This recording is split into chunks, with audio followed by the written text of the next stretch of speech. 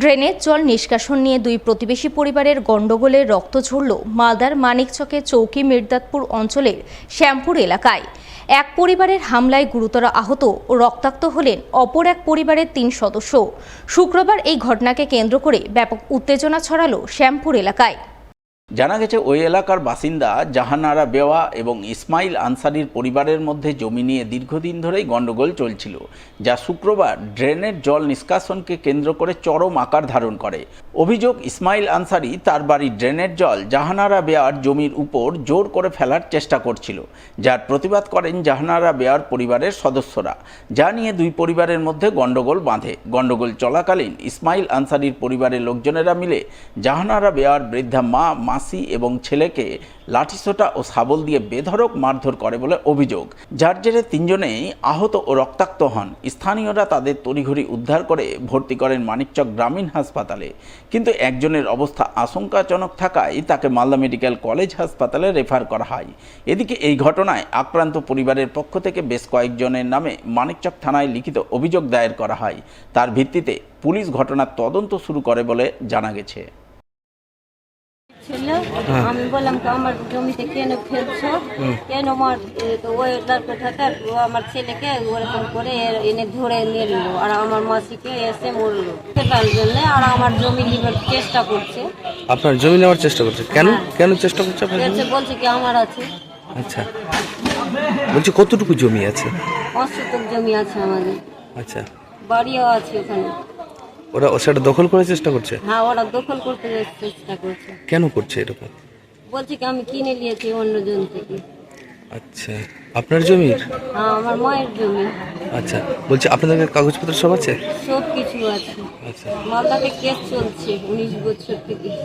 নিয়ে মোটর করে লাঠি ছিল আর একটা বাঁশের টুকরো ছিল, ওইটা নিয়ে আচ্ছা, আর সাব্বাল নিয়েও এসেছিল। আমরা ভালো চাইছি, জায়গা চাইছি, ওদেরকে শাস্তি চাইছি। তবে অপরপক্ষের দাবি, তারা তাদের জায়গায় ড্রেনের কাজ করছিলেন। ওই সময় প্রতিবেশী পরিবারের সদস্যরা এ নিয়ে গণ্ডগোল পাকায়। গণ্ডগোলের সময় দুপক্ষই একে অপরকে মারধর করে। সেই মারধরে তার স্বামীও আহত হন। মারধর করেছে আমার স্বামী, কিন্তু ওরাও মেরেছে। আচ্ছা, ওরা আগে মারতে এসছে, ও মারতে এসছে আমার শ্বশুরকে বাঁচাতে আমার স্বামীও লাঠি ধরে মেরেছে, লাঠি নিয়ে বাবাকে বাঁচাবার জন্য। ড্রেন আমাদের জায়গাতে ড্রেন খুঁজছে ও ভালো সব করার জন্য, কোনো নাই। কিন্তু ওরা সকাল থেকে বলছিল, আমি বলে দিলাম কি ঝগড়া করতে হবে না, শুক্রবারের দিন আছে, জমা পড়তে যাবে, করতে হবে না, তুমি নিজের কাজ করলে চলে আসো। কিন্তু আমার শ্বশুরের সঙ্গে কি হয়ে গেল আমি জানি না, কেস চলছিল কিনা, তো ওরা সব কামে বাধা দেয়, সব কামে বাধা দেয়। আর কোনোদিন আমরা এরকম হাত ছাড়িনি, কিন্তু আজকে এটা ঘটনা হয়ে গেল কি আমার শ্বশুরকে মারতে এসেছিল, ওই জন্য আমার স্বামী চলে গেল। কিন্তু আমার স্বামীও মেরেছে, আমি মানছি মেরেছে, তো ওরাও তো মেরেছে, আমার স্বামীকে এখানে খাম করে দিয়েছে। রক্তদানে সাধারণ মানুষকে উৎসাহিত করতে বিশেষ উদ্যোগ গ্রহণ করলেন মালদার মানিকচকের রক্তদান আন্দোলনের সঙ্গে যুক্ত এক স্বেচ্ছাসেবী সংস্থা। উদ্যোগের অঙ্গ হিসেবে আয়োজন করলেন জেলা ও মহকুমা স্তরের শংসাপত্র কর্মশালা। শুক্রবার 3 দিনব্যাপী কর্মশালা শুরু হলো মানিকচকের মথুরাপুর BSS হাই স্কুল প্রাঙ্গণে। উপস্থিত ছিলেন মানিকচকের জয়েন্ট পিডিও দেবব্রত মণ্ডল, মানিকচক ব্লক স্বাস্থ্য আধিকারিক ডক্টর অভিক শঙ্কর কুমার, মানিকচক পঞ্চায়েত সমিতির সভাপতি পিঙ্কি মণ্ডল সহ স্বেচ্ছাসেবী সংস্থার সদস্যরা। তারা সকলে মিলে ব্লকের আশাকর্মী, অঙ্গনওয়াড়ি কর্মী ও স্বনির্ভর গোষ্ঠীর মহিলাদের রক্তদানে উদ্বুদ্ধকরণের ব্যাপারে প্রশিক্ষণ দেন, যাতে তারা আগামী দিনে গ্রামে গঞ্জে ঘুরে সাধারণ মানুষকে রক্তদানে উৎসাহিত করে তুলতে পারেন। রক্তের যে সংকট, আজকে 2024-এ প্রায় 40,000 ছুঁই ডিমান্ড, সেখানে আমাদের রক্তদান শিবির থেকে মাত্র সংগৃহীত হচ্ছে 10,000 ইউনিট, 30,000 ইউনিট ডেফিসিট থাকছে।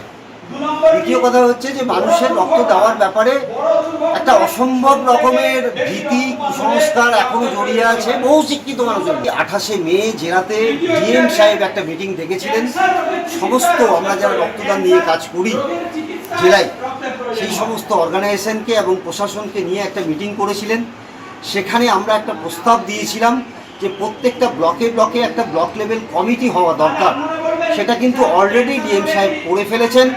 9 জনকে ব্লকের দায়িত্ব দিয়ে সভাপতিও সেই কমিটিতে রয়েছেন, বিডিও সাহেব রয়েছেন, বিওমো সাহেব রয়েছেন, জেলারও সাহেব রয়েছেন, এইভাবে 9 জনকে নিয়ে একটা কমিটি করা হয়েছে। এখন যেটা দরকার সেটা হচ্ছে যে একটা মনিটরিং টিম, প্রত্যেকটা ব্লকে একটা মনিটরিং টিম যারা মানুষকে বোঝানোর কাজটা করবে, সেই ট্রেনিংটাই তাদেরকে দেওয়া হচ্ছে। আজকে তারা এবার অন্যদেরকে শেখাতে পারে, মূলত সেই উদ্দেশ্যেই আজকে আমাদের এই 3 দিনের ট্রেনিং।